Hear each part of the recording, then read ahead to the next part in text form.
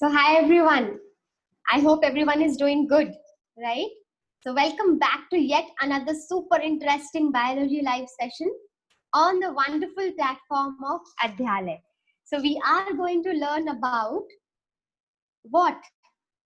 Centrioles, chromosomes, nucleus in today's class, right? So, let's begin with centrioles. So, as in yesterday's class, we had seen the structure of cilia and flagella, and there we had seen that it was made up of microtubules having 9+2 arrangement. Yes. Now looking at this centriole, you will come to know that even this is made up of microtubules. Which protein? Tubulin. Which protein? Tubulin. And what is the arrangement? 9+0. What is the arrangement? 9+0. All right. Now, if there are two centromeres arranged perpendicular to each other, if there are two centrioles arranged perpendicular to each other, then that structure is called as centrosome. Okay, a pair of centriole arranged perpendicular to each other, that is called a centrosome, right? So this is found in animal cell. This is not found in plant cell, right? So what is the arrangement? 9+0 means 9 microtubules you will get at the periphery and 0 microtubule you will get in the center. Now, if you look at the 9 microtubules over here, you will see that one set has 3 microtubules. One set has 3 microtubules, and you will call it as triplets. What will you call? Triplets. Triplets. Okay. Triplets. So peripheral, you will get triplets of microtubules. If you want, you can call it as what? A, B, C. A, B, C. So if I am naming it as this, every C will be connected to A. Every C will be connected to A. Every C will be connected to A. Similar to cilia flagella. There also we had seen that they were connected, right? Here also they are connected. Now talking about the center. What do they have at the center? At the center they have protein called as hub. Called as hub. And this hub protein is connected to the peripheral microtubule by the radial spoke. So 9 set of microtubules you have. How many radial spoke will you have? 9. Got it? Got it? If you see it very carefully, see it. 3, 3, can you see? 3, 3, 3, 3. The third one is connected to the first one. The third one is connected to the first one. At the center, you will have hub protein and they will be connected to that also. Okay. So this is 9+0 arrangement. When two centrioles are arranged perpendicular to each other, that is called as centrosome. That is called as centrosome. Then in yesterday's class, we had also talked about number of protofilament. Tell me, in one microtubule, how many protofilament do you get? In one microtubule, you get 13 protofilament. Right? Yes. But here you can see there are some overlappings. Right? There are some overlappings. So one will have 13 and the other two will have 10 each. because 3 will be overlapped, right? So one will have 13 protofilament and the other two will have 10 protofilament. 10 protofilament. Remember, cilia flagella. There you had doublet. One was having 13 and the another one was having 10. Right? Yes. Do you remember this also? That flagella and cilia develop from basal body. You know from where this basal body is coming? Nowhere but here, centriole. So these centrioles, they can form the basal body, and these basal body can be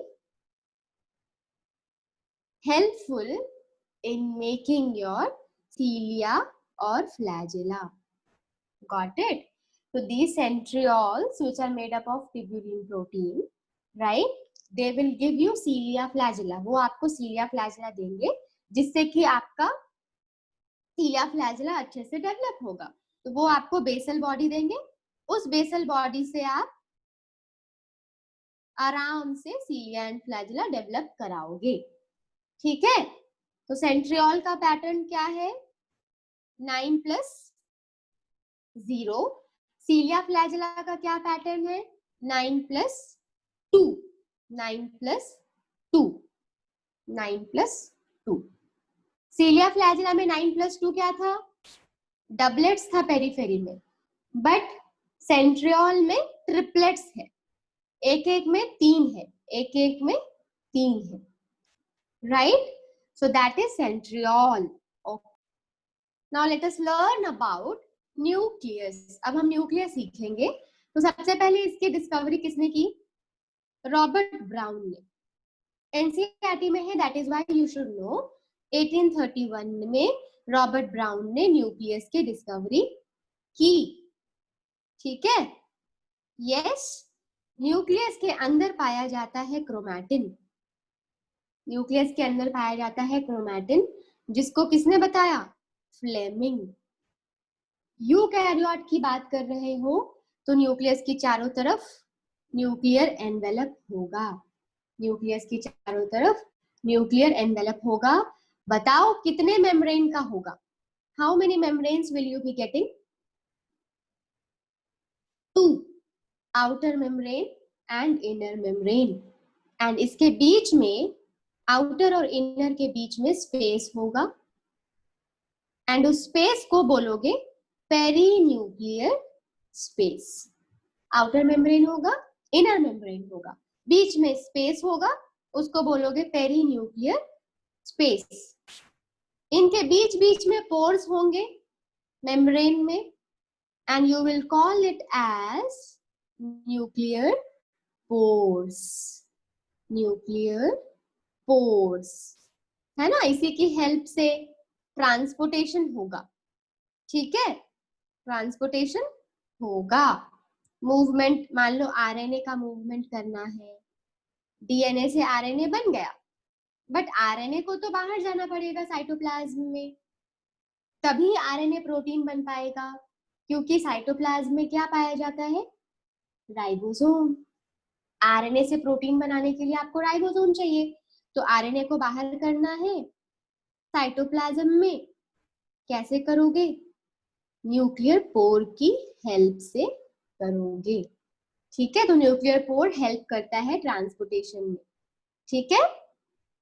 yes. याद है किसी को? Nucleus अगर है आपका, मान लो ये nucleus मैंने बोला, ये वाला स्ट्रक्चर, कौन सा वो स्ट्रक्चर है जो सबसे पहले अटैच होगा इससे, न्यूक्लियस से? एंडोमेम्ब्रेन सिस्टम सोचो. Endoplasmic reticulum. ठीक है? जिसपे राइबोसोम्स होंगे. तो रफ एंडोप्लाज्मिक रेटिकुलम न्यूक्लियस से सबसे पहले अटैच होंगे. ठीक है? न्यूक्लियस से सबसे पहले अटैच होंगे. All right. Yes. So this is nuclear membrane. उससे सटे हुए the one structure which is near to this, that is rough endoplasmic reticulum. ठीक है? All right. Yes. Now inside nucleus, what do you get? Chromatin. Inside nucleus, what do you get? Chromatin. Chromatin. Chromatin के अलावा और क्या मिलेगा आपको? अगर ये बड़ा सा न्यूक्लियस में बना दूं, क्रोमैटिन मिलेगा. Chromatin, other than this, what will you get? What will you get other than this? You will get nucleoli. You will get nucleoli. Nucleoli. Plural है. न्यूक्लियोलस सिंगुलर होगा, न्यूक्लियोलाई प्लूरल है. एक से ज्यादा न्यूक्लियोलस पाए जा सकते हैं न्यूक्लियस में. ठीक है, ऑल राइट. तो न्यूक्लियोलाई, न्यूक्लियोलाई का क्या फंक्शन होगा? ये क्या बनाएगा? आरआरएनए. आरआरएनए क्या है आपका? Ribosomal RNA. ठीक है, राइबोसोमल आरएनए. ये न्यूक्लियोलस बनाएगा राइबोसोमल आरएनए, और ये राइबोसोमल आरएनए क्या हेल्प करेगा? प्रोटीन बनाने में. राइबोसोम्स बनाएगा. ठीक है, this will help in making ribosome and protein. तो न्यूक्लियोलस कौन से सेल में ज्यादा पाया जाएगा? जिसमें ज्यादा प्रोटीन बनाने की जरूरत हो, वहां न्यूक्लियोलस ज्यादा होगा, ताकि वो ज्यादा आरआरएनए बनाए और उससे ज्यादा प्रोटीन बन सके. ठीक है. So what is chromatin? I have been telling this right कि अंदर में क्रोमैटिन होगा. What is chromatin? So what is chromatin? Chromatin is your DNA, you know, which is packed with the histone proteins that will make your chromatin. You can even have some RNA, DNA plus and some structure chromatin है जो condense होके chromosome बनाएगा. बिल्कुल सही. Right? Yes, so that is about nucleus. Can you see this question on the screen? After learning chromatin, DNA, nucleus, and all these things, can you see this question on the screen? Can you recollect the name of organism or the cell which have more than one nucleus per cell? You know any cell which has more than one nucleus in your body? In your body or any plant? You know any cell which has more than one nucleus? No? Yes? Your muscle cells, they can have more than one nucleus. Okay, skeletal muscle cells. All right. They can have more than one nucleus. Okay. You can have so many other organs also where at times we get more than one nucleus. In plant, do you have anything in your mind having more than one nucleus? In plant cells? Do you have it in your mind? It's very easy. You can easily tell me. But still, if you are not able to find it out, do it as a homework. Which plant cells can have multiple number of nucleus?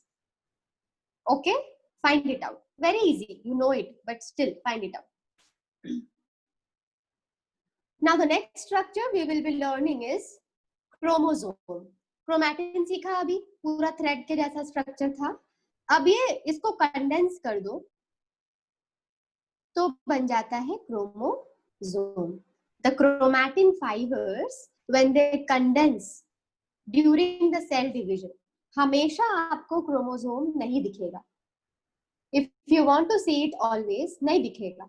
जब भी आपका cell divide करेगा, whenever your cell divides, तभी आप chromosomes को देख सकते हो. अदरवाइज आपको ये नहीं दिखेगा. ठीक है, हमेशा आपको क्रोमैटिन ही दिखेगा. ठीक है. So whenever the chromatin condenses, जब सेल को डिवाइड करना है, you can see chromosome. Okay, chromatin अभी सीखा हमने. क्रोमैटिन में डीएनए होता है, हिस्टोन होता है, कुछ नॉन हिस्टोन प्रोटीन्स होते हैं, कुछ आरएनए होते हैं. I told you just now, right? अगर ह्यूमन सेल को देखोगे, इन अ ह्यूमन सेल उसके न्यूक्लियस में कितने पेयर ऑफ क्रोमोसोम होते हैं? 23 पेयर्स ऑफ क्रोमोसोम्स होते हैं। ठीक है, how many pairs of chromosome do we have? 23 ऐसा क्रोमोसोम होगा हमारे बॉडी में। जब भी डिवीजन होगा, जब भी डिवीजन होगा, तो एक्चुअली हमारा क्रोमोसोम ऐसा बनता है। जब आपको डिवाइड करना है, 2 सेल बनाना है, तो आप इसको रेप्लिकेट कर देते हो, ताकि जब 2 सेल बने तो आप इसको आधा आधा कर दो, यू मेक इट हाफ, तो एक सेल में चला जाए एंड दूसरा दूसरे सेल में चला जाए। तो जब भी डिवीजन होगा आपका क्रोमोसोम रेप्लिकेट कर जाता है ऐसे। ठीक है, आपको दिख रहा होगा, हमने इसका कॉपी बना दिया, एक और कॉपी बना दिया, है ना? तो ये एक सिंगल क्रोमोसोम है, ये भी एक सिंगल क्रोमोसोम है, लेकिन हमने इसमें एक कॉपी बना दिया जीन का। ठीक है, तो एक एक करके सीखेंगे। इसको क्या बोलोगे? 1 क्रोमोसोम। इसको भी क्या बोलोगे? 1 क्रोमोसोम। लेकिन इसमें कितने क्रोमैटिड है आपके? 1 क्रोमैटिड है। इसमें कितने क्रोमैटिड है? 2 क्रोमैटिड है। आपने कॉपी कर दिया, पूरा पूरा कॉपी कर दिया, 2 क्रोमैटिड्स।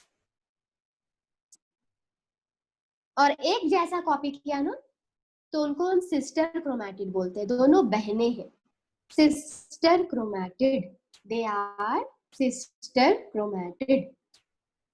ठीक है, अब जहां से वो लोग बंधे हैं, the area at which you get the constriction, उसको बोलते हैं centromere, the primary constriction.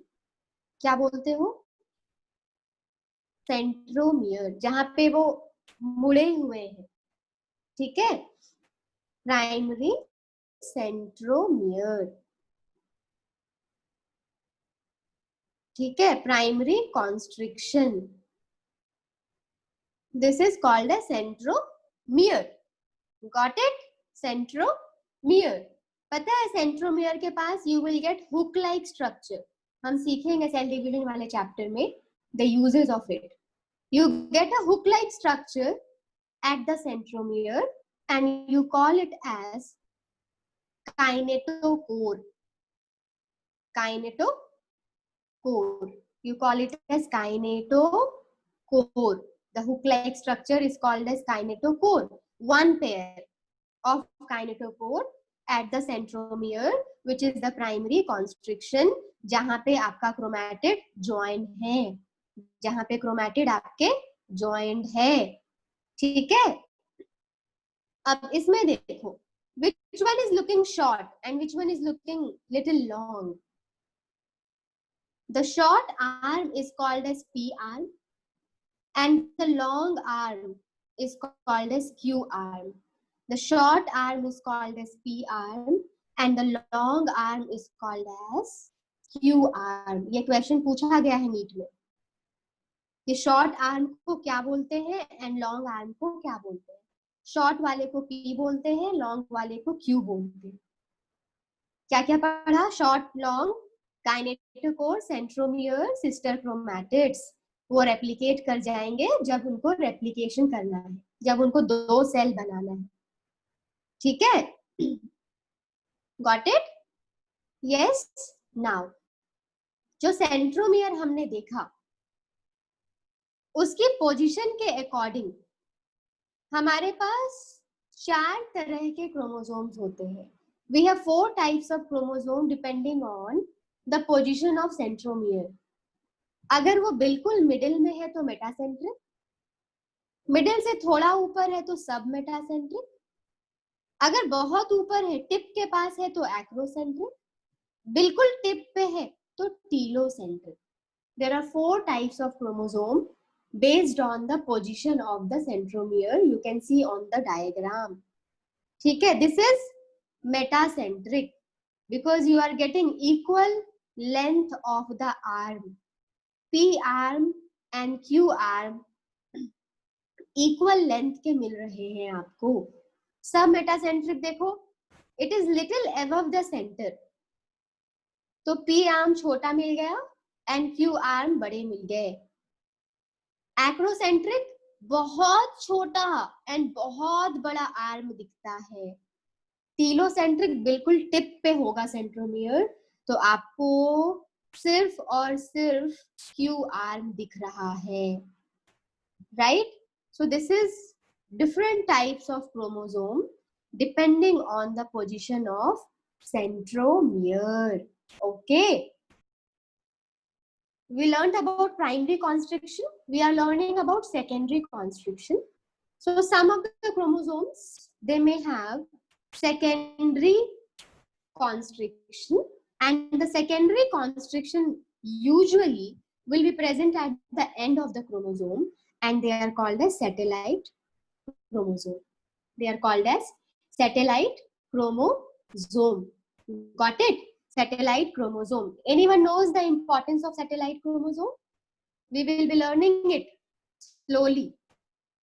DNA fingerprinting.